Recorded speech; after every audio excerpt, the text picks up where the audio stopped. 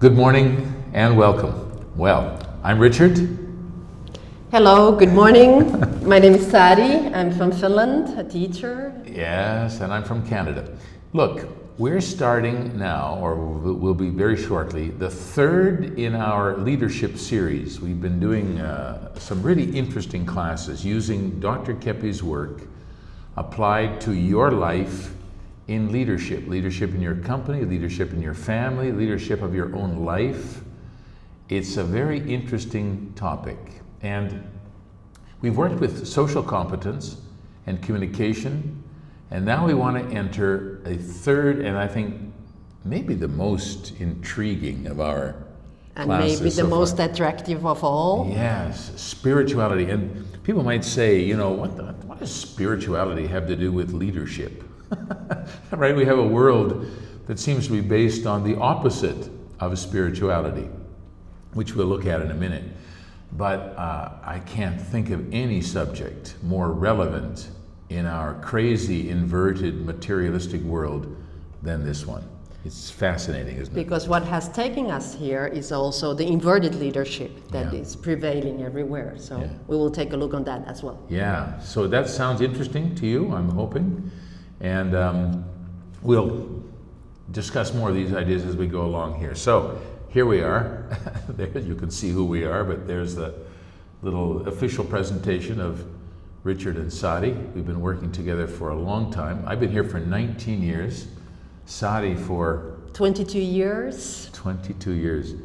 And we worked together many times in Kambukira and now in our leadership courses. It's a pleasure to work this very good business sense spiritualized to what we do.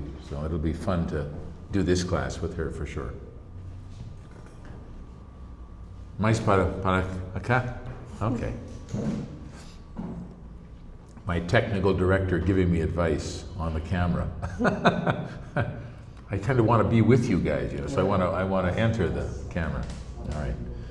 So here we're offering today, as part of our course, as an incentive for you, a very interesting e-book on spirituality and leadership. This comes from an interview, Sari, that I did with Claudia Pacheco, oh my gosh, it's maybe 8 or 10 years ago, talking about leadership, spirituality, and sort of applying that not only to the world of business, but to the sort of idealistic world, how we're going to change this society we live in. So I think this is really because this thing about leadership, it's very wide. We are leaders all the time. Yeah. We are leaders in family, we are leaders in community, on our street we live, in the company, of course, schools we frequent, and whatever we do, we have different leadership roles. So the information, the link for that ebook is in our description with the YouTube channel. You can just click on there. You'll have to enter a little bit of information, and then you're in. You have a free ebook just for you. All right, so this work that we do is always based on Dr. Norberto Keppe, and I apologize to those who are not fluent in Portuguese. This is a description of Dr. Keppe's work: psychoanalyst, psychologist, pedagogue, educator, social scientist, independent physicist. Dr. Keppe's work touches all areas, and that's when we talk about spirituality from a Keppian point of view. We're not talking about religion, right? Although it brings many principles from theology that are correct and have always been correct. Now we're talking about a spirituality that is the individual contact with goodness, truth, and beauty. So it touches anybody of any religion, or even if you're not religious, you'll find something in this course that touches you. This is Dr. Keppe's work. He's done his psychoanalytical training in Vienna with the sort of the founding fathers of psychoanalysis: Viktor Frankl, Igor Caruso, Knut Baumgarten, people like this. So he comes from a pedigree of a great knowledge and from the history of psychoanalysis. All right, taught for many years at the Hospital das Clínicas, was a therapist there actually, working with clients. They tell me that the doctors used to send him the impossible cases, right? No hope for this guy, send him to Keppe.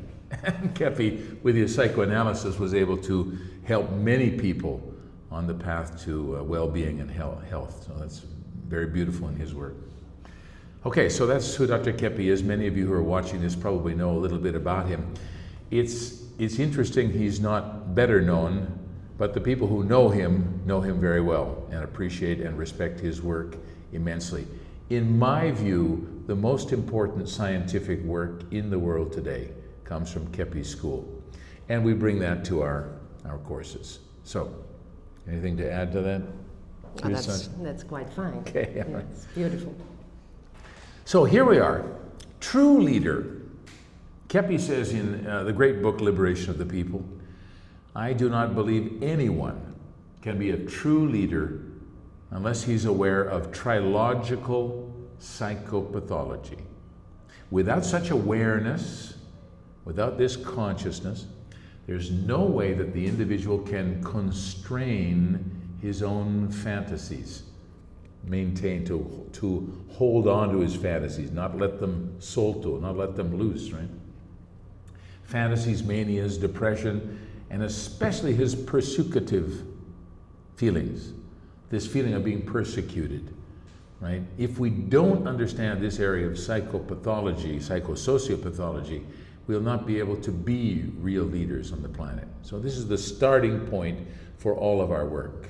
And it's interesting because here you already have the point with leadership and spirituality, because spirituality in the trilogical sense is to conscientize and be aware of the pathologies, the sins, because they are distancing us from the Creator, the censorship that we don't want to see, and we don't want to be in this light of the Creator, so great, what is making humanity to take great distance from all goodness, truth, and beauty. And you know, this is another point that's really important. Many times we have the idea of creating society, right? Like creating a better society. And from Kepi's work, we need to try to understand why we destroy the goodness that we already have, the beauty that we live in. I mean, look at nature. You know, you love to be in nature. In nature, you see the harmony, the beauty, the goodness of life. This is the world we're created to live in. So if we don't have that, it's not a fault of nature. It's certainly not a fault of the universe. It's our psychosociopathology that keeps us distant from that. So you are saying that instead of creating a new world, we have to return to the original world by seeing how we are blocking or corrupting the real world. Interesting, isn't it? Okay. Good morning to you people, by the way, who are writing in the chat. Good morning, good morning, good morning to you. Nice. Good morning, welcome everybody. Great to have you with us, really great. We couldn't do this alone. Talking into a camera is very boring. Knowing that there are people listening helps us a lot, so welcome, you're very welcome. Psychological life. We are what we don't know about ourselves, and this is why it's so important to have consciousness of our psychosociopathology, because it's under the surface anywhere. It's this part underneath the surface of the iceberg. That's the part that's dominating the human experience. So we have to try to bring that part, that massive iceberg that's under the surface, we have to try to bring that a little bit, slowly maybe, into consciousness. So we're not so dominated by things that we don't know. This is a fundamental aspect of our work in psychopathology and education. We use this all the time, helping the person become more conscious of their difficulties, their problems. So this iceberg is showing that the tip of the iceberg that we see is similar to what person really perceives about himself, the conscious part of the person, and the lower part is a huge world unknown to a person. So there is a great importance of knowing this unknown, hidden part. And many times we hide our talents too. Because of our pathology, we hide the good things that we have. So by accessing this world, we access, of course, our difficulties, our problems, but we also access this enormous world of potential and capacity that we have inside. Haven't you sometimes felt that you're not using all of your potential? You're not expressing all of yourself. Yeah, that's a whole world of creativity, problem-solving ability, talent, capacity, spirituality, love that we're hiding from ourselves. We can access that too through this process that we'll discuss. Now, here we are. We have a world where we live in a human universe, which is not the way we're supposed to be living, right? This is the one on the right there. This theomania, fury, deliriums, paranoia, suspicions, aggression. This is a very spiritual world because those feelings or sensations, they are not only ours. We sometimes resonate, sintonizar, tune in with other people's fury or even the fury of other spirits. So, this human universe we've created, this inverted society, is full of these pathological aspects of the human being. And that's not how we're supposed to be. We look at that sometimes, we get very confused and we think, look at that reality. That's not reality. That's a distortion of reality. Where we should be living is here on the left. This divine universe, the being, intuition, consciousness, reality, our well-being, our benestar, happiness, tolerance, peace, honesty. This is the society that we are supposed to be living in. This is the society that we had originally, that we have distorted because of our psychosociopathology. So look at that. Huh? There's a very rich world to be explored here to help us to be better leaders, but not in the inverted way, right? Not in the inverted society, but leaders in this new, not really new, old way, you know, that we're trying to rescue, to capture again. So let's start with a philosophical starting point. Where did all this go wrong? Well, it went wrong long before this, but... I was thinking about that because this idea is very comforting. But why? Why on earth is there this pathology so great, and what happens? Yeah. If you look at this great painting by Raphael of the School of Philosophy, the Greek School of Philosophy, you'll see the two great masters there, Plato and Aristotle, in the middle. And if you look, you'll notice that Plato, the older man, is pointing up. And his student, Aristotle, has his hand down. All right, so you can see that in the slide there. Plato, listen, young man, he's saying. And Aristotle saying, well, wait a minute. I have another idea. We're speculating about what they're talking about here, but it is illustrative of a very important inversion that happened in philosophy that has impacted us even today. Now, of course, this is not the origin of the human problem. The origin of the human problem started many, many, many years before this. But it certainly is one of the starting points for the major inversions we have in our scientific, even economic worldview today. What happened there? Well, there you see them together, right? Plato, Aristotle. Beautiful painting, by the way. And this painting follows the golden proportions. So if you analyze it, you'll see that it's all proportionately perfect. Raphael knew what he was doing. Here we are. We have this world here.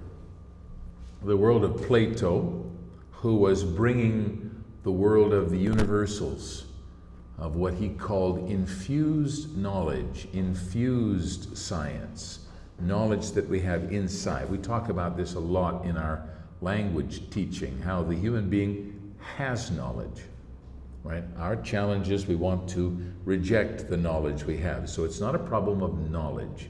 It's a problem of psychopathology, right?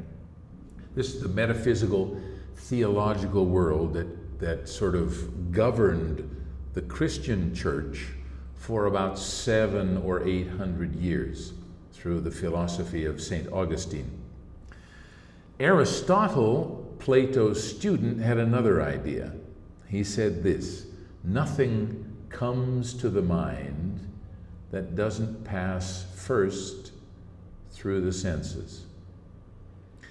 What does that mean? That we don't understand anything unless we experience it, touch it, weigh it, measure it, see it, hear it, right? The only world that has value in this Aristotelian view is the world that you can measure. So, when they try to discover if the body has a soul, they weigh the body before death, and then they weigh the body after death, and the difference, if there is the soul. This is the scientific model. So they have reduced life to maybe 10% only to the material world, Yeah. and missing the whole big picture of it. Yeah, it's a mathematical idea, right? And anybody who studies mathematics knows that there are formulas that function in terms of numbers, but in terms of expressing the totality of reality, give me a formula for poetry. Give me a formula for your feelings, for your intuition. No formula for that. There's a huge, enormous experience of life that cannot be mathematized. But Aristotle's orientation here, in effect, put mathematics and physical phenomena into everything. So as you can see here, the sensory life, right? What you can feel, hear, taste, touch, right? I believe it when I see it, right? Even though we all have intuitive experiences we can't explain. I have students, Sari, who say that they dream about things that happen in the future. Now, how is that possible if we have to see it to believe it? If it's a linear process that we're in, how do you have a dream about something that happens in the future? How's that possible? Incredible experience, by the way. Dr. Geppe would say that it's because our being is out of time and space. Yeah. And actually time and space, they are blockages in eternity and infinity. Yeah. Metaphysics too, anybody wants to learn more about those things? Extrasensory phenomena. All right. Oh man, it's so interesting. So here we have now the introduction into philosophy, into theology of materialism. Materialism, mathematics, particularization, looking for all the details. We want to find the source of creativity, we look in the brain. We want to find the source of intelligence, we look in the brain. We're looking for the place where creativity happens. And we can all say that creativity happens in a place outside the brain. The brain is the vehicle that channels the creativity into practical action, but the creativity starts somewhere else. So, look what happened. There was a massive cut from the metaphysical, theological, philosophical world into the world of senses and practicality, like this, mathematics. Big break point in our scientific world. We just cut theology and philosophy from the scientific view completely. Big mistake. And we'll reintroduce that in our course. That's kind of exciting, isn't it? To reintroduce theology and philosophy into your business decisions. Imagine being a salesperson with a philosophical, theological, spiritual view. How powerful that would be. All right, now, so the fundamental orientation of all sciences has come from Aristotle's work. We could say that culture stands upon his discoveries.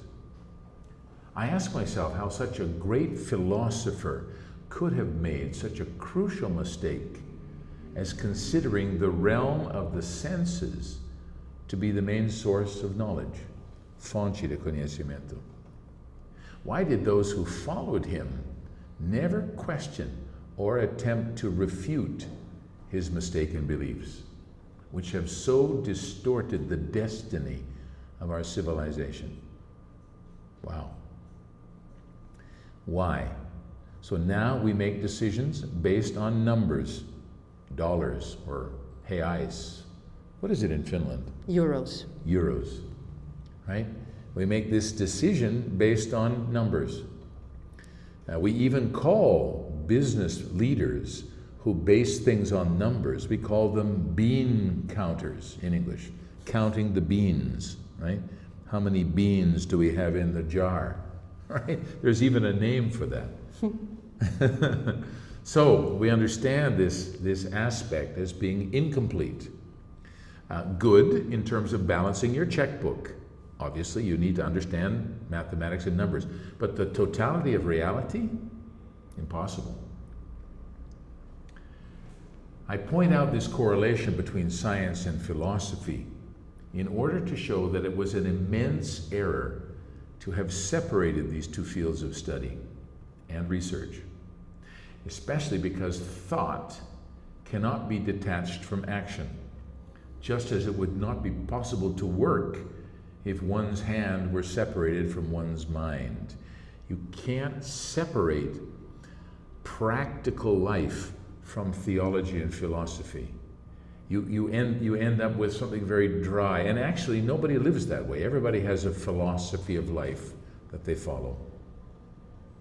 Everybody has a theology of theirs. Everybody has their beliefs. Even an atheist has his beliefs, has his philosophy of life and experimentation, the action. So human being holds these three elements always, whatever he is doing. And this we need to understand better in order to understand how we can make better decisions, how we can be better leaders, how we can deal with problems in our companies, in our families, even in our own development. If you're self-employed, one of the biggest challenges of people who are self-employed, working for themselves, is how to deal with those resistances, right? I have to call the client. Oh God, oh, I hate calling clients. I'll call him tomorrow, right? These kinds of problems we have to deal with. These are philosophical, theological, not just physical problems. They're problems inside the way we think. So procrastination is a spiritual problem. There we are. Look at that. Laziness is a spiritual problem, right? Lack of decision-making skill is a spiritual problem. Inability to deal with difficult people in the company is a spiritual problem. It's not a technical problem. That's kind of fascinating, isn't it? So our first module, what we'll do the first is, we are what we do. This is one of Sari's favorite topics, I think, because Sari is a doer. She's a who loves to do from a place of being calm, being focused, but doing, creating, producing. So we are what we do is an enormous aspect of our first sort of class into spirituality, right? It comes from theology. By the fruit shall you know the tree, Jesus said, right? You know the tree by the fruit that it produces. So we will know the people from their actions. We will know our leaders from their actions, not from what they speak. Yeah, not from the theories they have. Right? The beautiful speeches that leaders love to make. How does that apply in practical action? Right? Are we bringing our ideals into action? And why not, if we're not? If we have ideals, but we don't put them into practice, why not? What's happening there? What's going on that we block, that we stop? One tip we could give here is that always when we enter in action, we have to deal with thousands of difficulties to see our incompetencies, our fears. So at the same time as the person enters in action, he has to deal with many difficulties. Yeah. So, conscience is light, as Kepi has described, right? The good individual is interiorized, has some contact with this psychological life, my own resistance, my own envy, my own rejection. I have to have contact with that, right? That's a person who sees the problems, who deals with the problems, right? The exteriorized individual doesn't see his evil, and worse, projects it outside. I couldn't do this because of my parents, because of my boss, because of the market, because of the Chinese, because of the traffic, because I'm too old, because I'm too young, because... So he becomes a victim. A victim. Mm-hmm. So this is a huge area of bringing light to the capacity and the possibilities of the human being. Our second module, we'll deal with whose will? God's or whose will? Vontade, né? Vontade de quem do we follow? And we can see that when we start to understand this issue of the will of the human being, we'll start to see many things in our lives in a new light.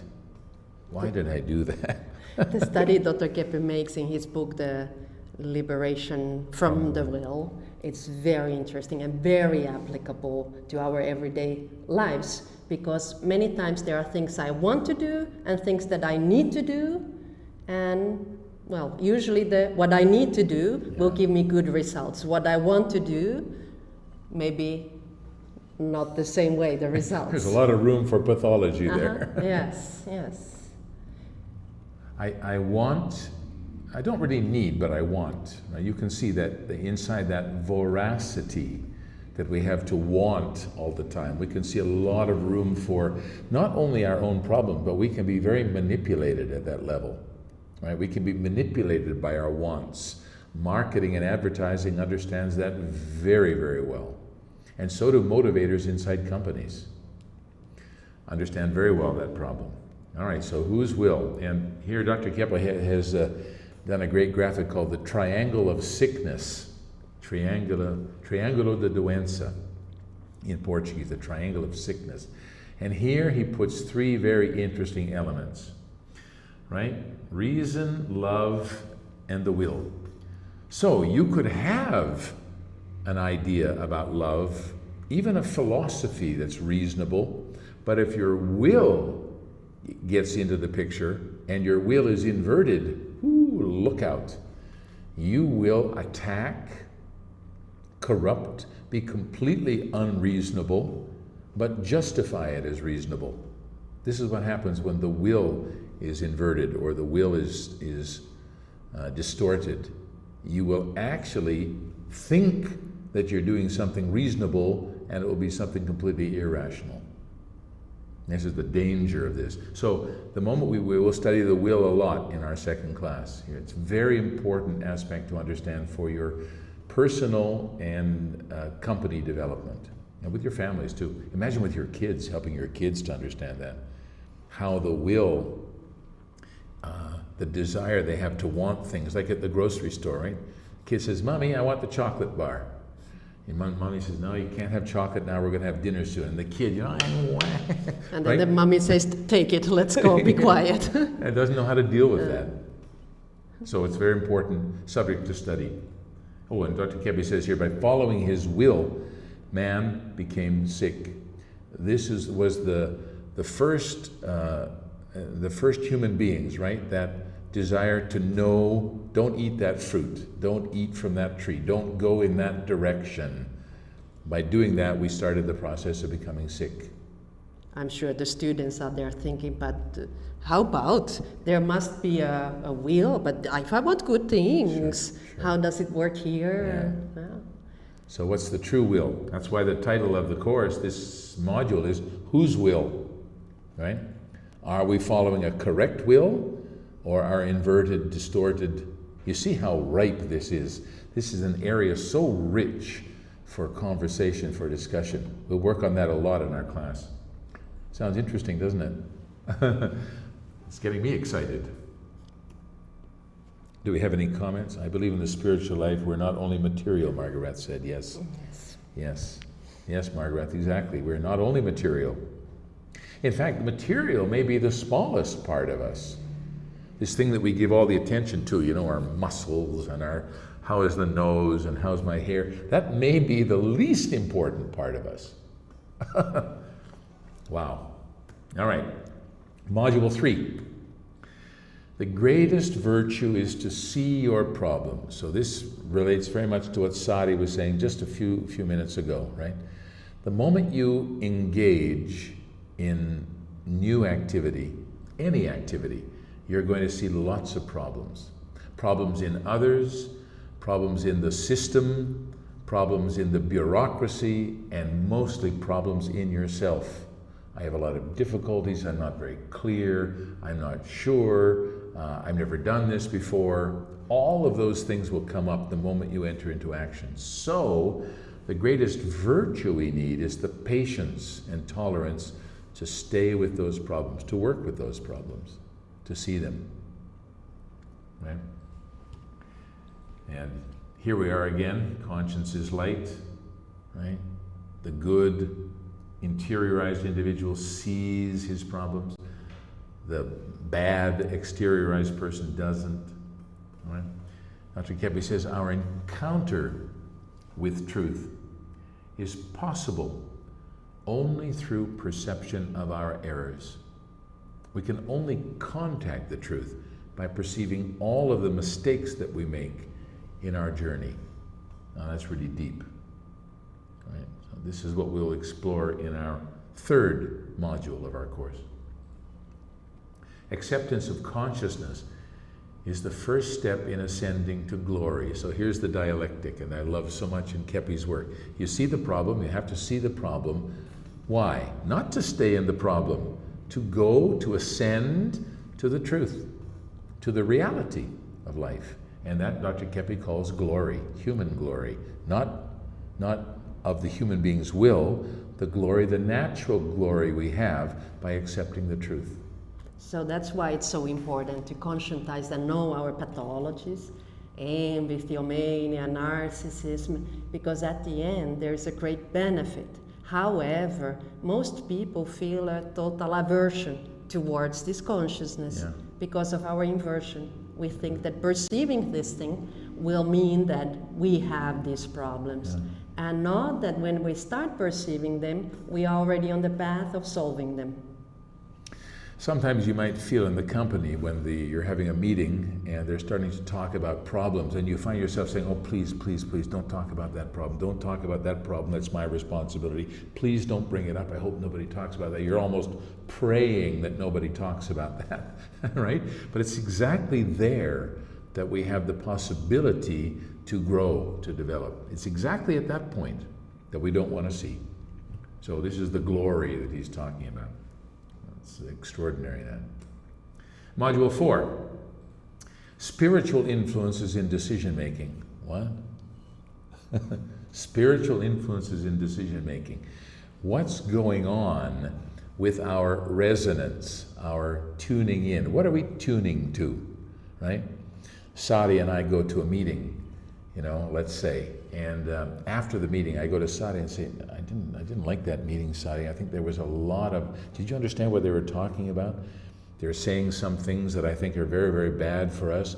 And she says, no, I thought it was a good meeting. I think they were, and I say, oh, okay, great. Now I'm resonating with a higher vibration. I'm not entering into this negativity, right? But if she agrees with me, both of us drop, the resonance drops, and we can infect an entire department with that kind of influence.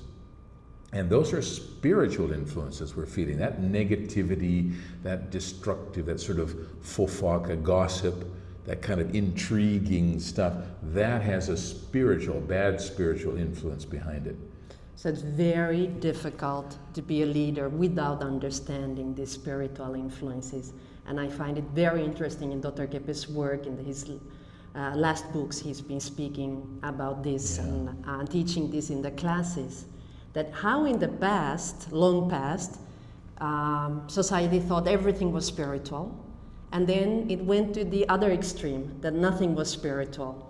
And in Dr. Kepi's work, he shows that you have both. You have the person, the psychological difficulties, together with the spiritual difficulties. And that this is the only way to understand human being, understand the world situation, and to deal with ourselves and with our members of our life or families and companies. Yeah. Even in these boards you have inside condominiums, everybody knows the power struggles It's like watching a reality television show, you know? People are making these little intrigues over here to try and get that person neutralized from the board. You know how this works. So this is like super dynamic, this area for our discussion. First and foremost reason stems from what I refer to as theomania, where women and men have come to be deified, as in the powerful man or the goddess of love. Even if this condition lasts for a few short years only, a person needs to expend an inordinate amount of our energy to accomplish this, which is rapidly leading to our destruction. Man can never become a god at all, after all. So we have this idea of this, the greatness of ourselves, right? This is one of the areas that's most ready for infiltration from these negative spiritual influences, right? Start to believe that you're really special, really something. Be careful there. There's a lot of ground for manipulation at the spiritual level inside that. And so we can say this: power must be the same as the power of God, which is used to create only that which is correct, good, and beautiful. The point is that power has to exist, but not in the way it is presently being used, selfishly, to benefit only those who have authority and social power. There must be a gradual but complete transformation of all power. That is, it must cease to be diabolical. Look at that, diabolical. In addition, the people must understand that they and they alone can change the situation by following new leaders who are humble. That is normal. There's our calling. This is the leaders of the future that we need to have on the planet. And this is what we'll start the process of developing that in our 10-hour course, okay? Does that sound interesting? I'm excited. So am I. As with all of our courses, you have a certificate from the Kepi and Pacheco Trilogical College, a certificate that you can use on your resume, your LinkedIn profile, all of those things where people are searching for new leaders. This is the leading edge. This is like the first point of this new learning is here in our courses. And the students who have been taking these courses, they really have developed their leadership in the company, having many new challenges and promotions. And it's been really interesting to see how understanding of psycho-socio-spiritual pathology helps the person to be a leader and have good results in work. Even in really practical things, it's not just philosophical, but in the application into your workplace, in communication, in dealing with teams, in doing performance reviews, in dealing with your customers in a sales situation, or dealing with difficult clients. All of those things are touched by these courses. There it is, Leadership and Spirituality. It begins on the 1st of August, August 1st. Certificado pelo MEC. On Saturdays from 1:15 to 2:15. We would love to have you with us. You are personally invited. Okay, I hope you'll join us. There's our book again. Don't forget, in the instructions you'll find the information how to receive that book. And start studying already, Leadership and Spirituality, and put it in practice. Thank you very much. Nice to be with you. Thank you for joining us. Bye-bye.